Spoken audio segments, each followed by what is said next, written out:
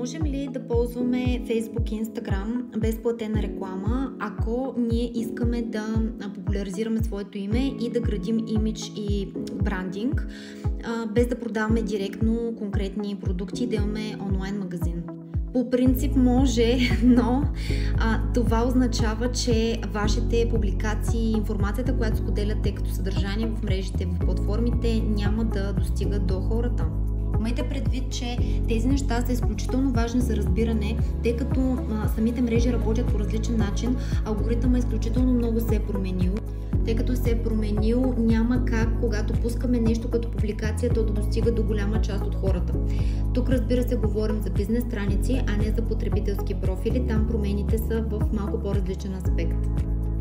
Ако искате да развивате брандинг, да популяризирате себе си и името си в Facebook, Instagram и TikTok, свържете се с мен.